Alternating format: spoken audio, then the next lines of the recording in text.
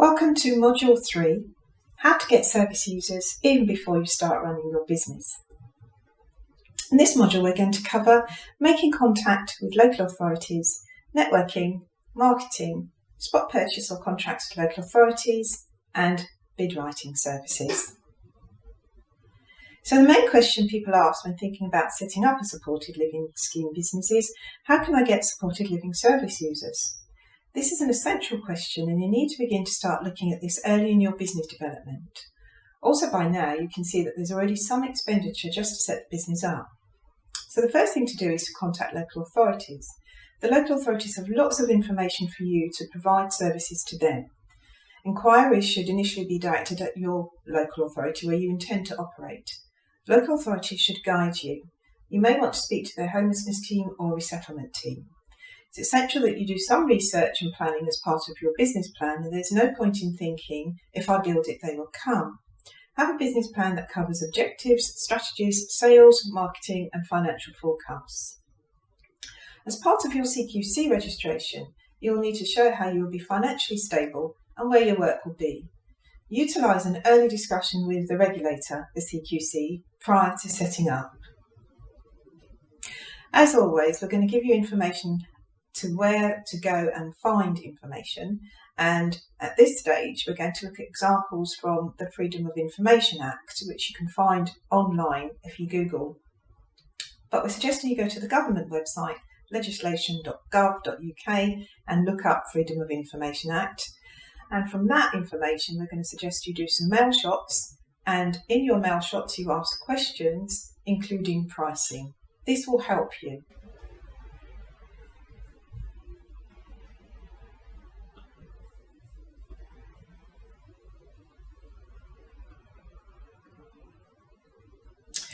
So we've done a search and we're looking at someone who's made a request to Harrow Borough Council. I wish to make the following Freedom of Information request about children leaving care services in Harrow.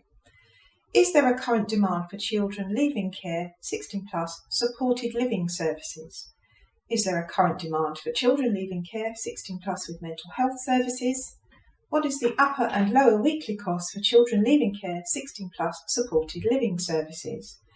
Please advise what the name, email address and telephone number is for the individuals who are responsible for children leaving care placement and procurement. What is the process commissioning children leaving care 16 plus supported living schemes?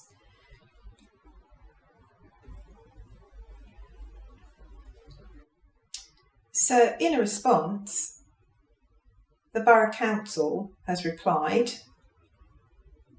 answering the questions.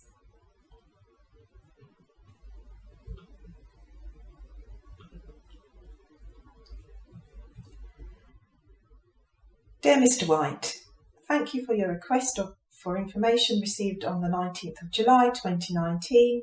This request is being handled under the Freedom of Information Act 2000. I can confirm that the information requested is held by Harrow Council.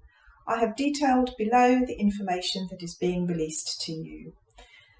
And as you can see, they go through his questions and they give feedback. Quite specifically, they say the price ranges, contact details, and also information about their tendering process.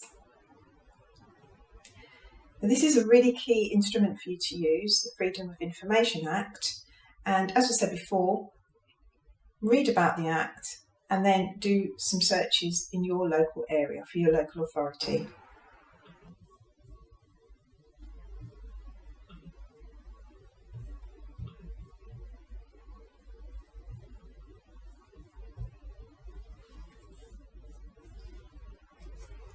As we said, you'll need a business plan if you want to secure investment or a loan from a bank. It can also help to convince supported living clients, local authorities, agencies that you are a viable business.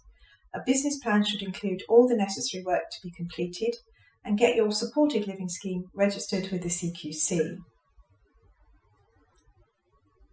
Okay, so a business plan will help you to clarify your business idea, spot potential problems, set your goals and measure your progress. And if you have done the research that we've just suggested around the Freedom of Information Act, you will know your pricing structure. Networking. Make contacts with and work in partnership with local authorities, health authorities, multidisciplinary teams and the wider community to ensure the best interest of service users.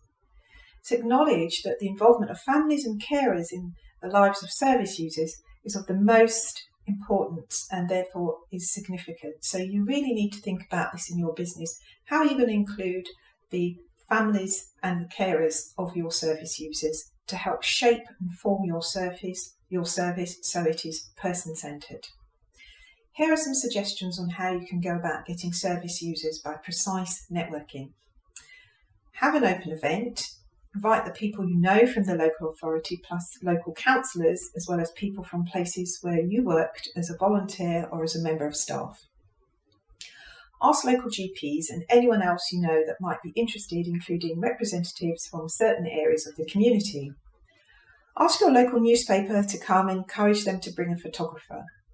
You may even consider contacting some bloggers and social media influencers to attend the event.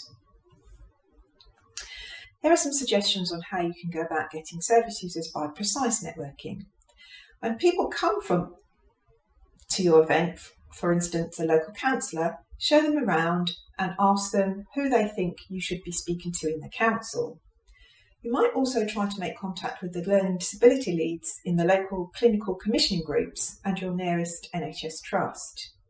You need to build up a list of contacts who you can stay in constant touch with, as well as your local councils. You might also begin to market your facility to the local area.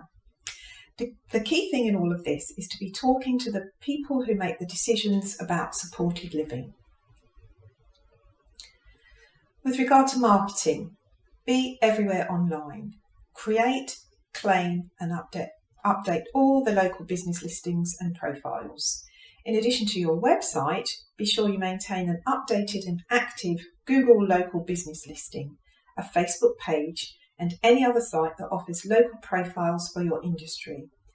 When a user searches for my town and your service, ensure that they see you everywhere. This builds trust and authenticity. Put a face to the service. In a small local market, your service can stand out by putting a face to the service. People have an easier time trusting when they know who's behind the curtain. So make sure to get out in the community, introduce yourself and interact with others. If you put up local ads, consider adding a photo of yourself as well. Volunteer. The best way to be noticed in a small community is to be a great community member. Be present, support causes that matter, and make an impact over the long haul. When you make an impact, people will notice you and in the process learn about your business. Send out newsletters to all potential clients. The best way to market your service in local markets is to be placed in a newsletter that's available to consumers in restaurants, vendors, coffee shops, etc., and places where you can find potential clients. This professional ad will allow you some good credibility and visibility in the market. Use direct mail. Millennials love direct mail, and it works on a local level to target those specific customers and prospects. It does so in a way that covers a significant territory for relatively little money and high return. Attend local events, and they also include events such as the ones that local authorities put on when they're looking for providers. Local events like conferences, trade shows and markets provide a good way for a small business to get noticed in their community. They can personally interact with locals and start building trust. Distribute flyers and buy local ad space. It's a good idea to make yourself known to the community. Using traditional marketing materials will allow you to accelerate the growth of your service and bring in the local traffic. Often these ad spaces are easy to work with and will give you a good boost. Google Ads also help you cover the search intent traffic that is already looking for you. Create helpful videos. Through Facebook ads, you can easily target people in the local community. Instead of creating a traditional ad, that tries to make a sale, try creating helpful videos for your community that position you as someone of value. At the end of the video, tell them what you do and where they can find you. Embrace branding.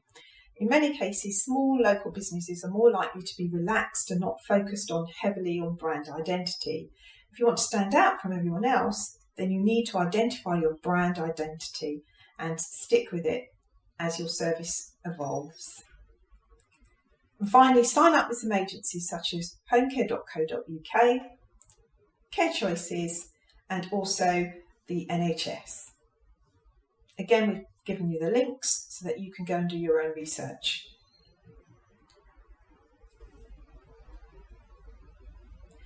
Now we're going to cover spot purchased or contracts with the local authorities.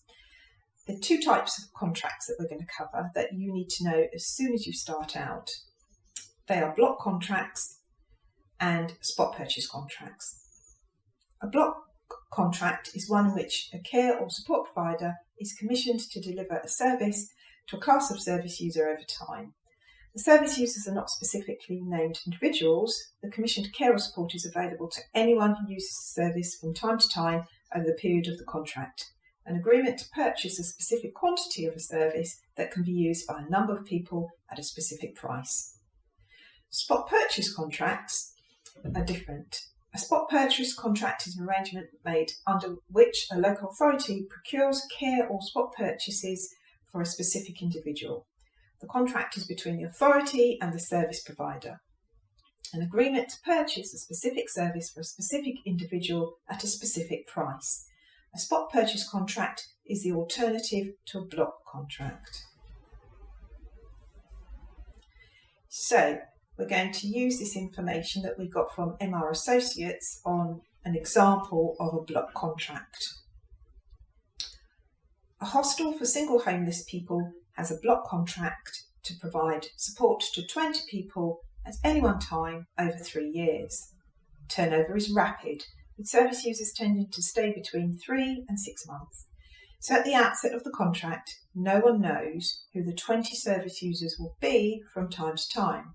People will come and go, and as many as 300 different individuals might pass through the service over the 3-year contract period. But the hostel has the capacity to support whoever its current cohort of 20 service users may be at any time. The alternative to a block contract is a spot contract, where a service is commissioned for a specific person. Okay, so we've given you more information about eligibility and how the local authorities set their block contracts and their spot contracts up.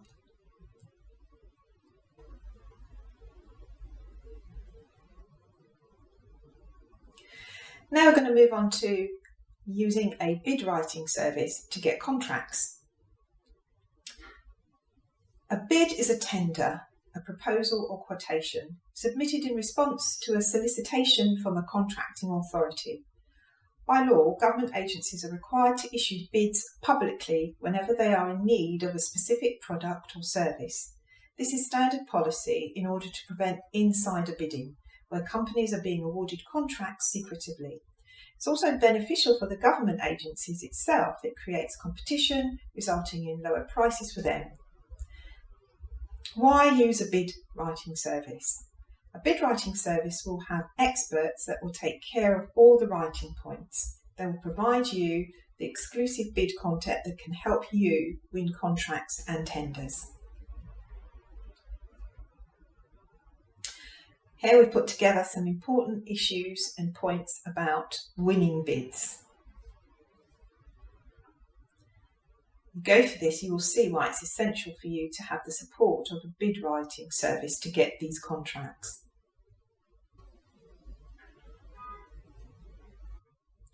And finally, we're going to give you a list of services and resources which we have looked at within this training, within this video, and for you to go and do your further research on.